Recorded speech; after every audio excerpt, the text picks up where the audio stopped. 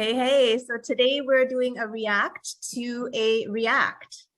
This is going to be a good one, guys. So this dude here is making some stir fry, and this is a registered dietitian who's reacting to it. First of all, if you're cooking in the kitchen and working with, hot foods that might splash back, I would recommend wearing a shirt or an apron. Yes. Right. My take on this meal as a registered dietitian. Let's watch. So if you're trying to lose weight but always hungry, then literally just do this. First, you want to get a couple bags of Konjac noodles. 50 calories per bag, zero net carbs, and taste just like real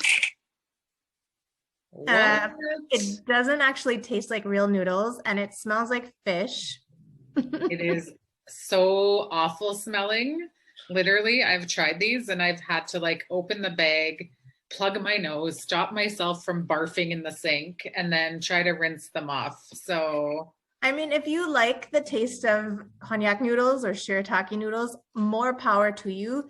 But just be warned that these are it's pure fiber sitting in your colon, which brings in a lot of water and can make your gut get super plugged up. And so people have gone to the hospital with bowel obstructions requiring surgery. So caution. Yeah. Don't have these every day. Then you want to make sure you rinse the noodles and put aside.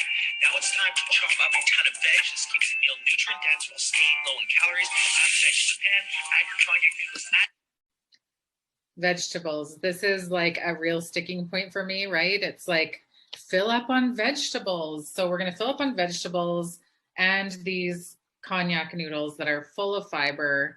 But where's the protein? Why are we filling up on veggies still, right? Well, I think people use veggies as a means to fill up your stomach. It's just let's pack in all the volume so you're not going to overeat everything else. But at the same point, you're not getting the nutrients that you require. And meat, protein, gives you a ton of nutrition. That is the most nutrient dense food. Yeah, diet mentality, right? Veggies, veggies. Fill up on veggies and see what else you have room for. Yeah. I don't think people realize that meat actually has more micronutrients than vegetables do. Absolutely. And meat helps you stay full. So you don't need to stuff your gut with a whole bunch of other stuff.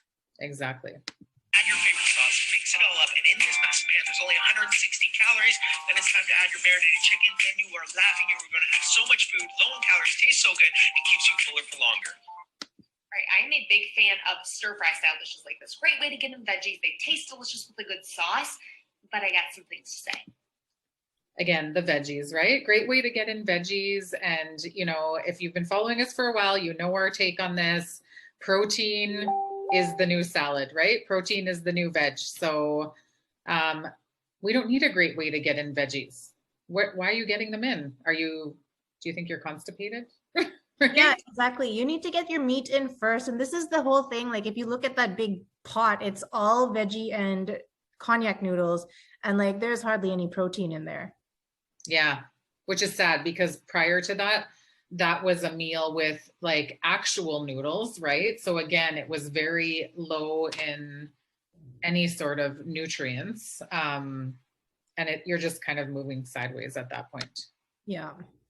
Firstly, those noodles, I doubt they taste the same as regular noodles. I agree. And regular noodles, they're fabulous. Carbs, our bodies need carbs. It's our preferred energy source. Myth. Yes. So the reason carbs are your preferred energy source is because that's all you're feeding your body. And as a result, most of us get trapped where we can only burn carbs as fuel and we cannot, for the life of us, burn our body fat. So we start accumulating it. That's a whole problem in a nutshell. Yeah, it's the whole metabolic flexibility, right? We only know how to burn carbs. So of course it's your preferred energy source because, why bother burning the body fat on your body? So that is, huge myth. There's another myth there as well, which is you need carbs to survive, and you don't. So scientifically, the amount of carbs that you need for human survival is 0 grams, everybody. 0 grams of carbs are necessary for human survival. Yeah. And when you do need that boost, your body is quite smart and can make glycogen, sugar, so that you can survive. When we try to skip carbs during a meal, we're likely to wind up in the pantry looking for cookies because that's a quick energy carb source for us after a meal. Whoa, I got excited there. If you skip carbs, you will end up in the pantry looking for cookies. So is the logic then to eat more carbs? Like eat carbs all the time so you don't end up wanting more carbs? It doesn't make any sense to me, really. And this is something you always talked about, was you crave what you eat, right? Like, and that is why, because if you eat the carbs, you're going to crave more carbs and you're actually going to be scrounging for stuff in the pantry. And this is the difference between carbs and fat as fuel. So carbs burns up really quickly. So you always have to replenish the stores because you're not able to tap into those body fat stores that will keep you going for long periods of time. Yeah, I think really the truth is that once you eat a bunch of carbs, the reason you feel full is because you're bloated, you feel like crap, and you're retaining a bunch of water because carbs actually retain more water, right? Yeah, you need 3 grams of water for every 1 gram of carb just for digestion. Yeah, so you just sit there feeling like a big giant sack of crap and you don't feel like eating more carbs until you come crashing down and you're in the pantry again. Doesn't happen. I also don't recommend focusing on volume. There's a difference between satisfaction and volume. You can physically fill your stomach with all of this without it being satisfied, meaning it's still going to want more. See, I agree that you should focus on quality over quantity. Yeah. But all of that in the pan isn't really, what I would be thinking of. Again. I think if you had a 12-ounce steak, for example, that would keep you nourished and satisfied for hours and hours on end. That's the perfect fuel. And if you wanted to add vegetables as a garnish, go ahead.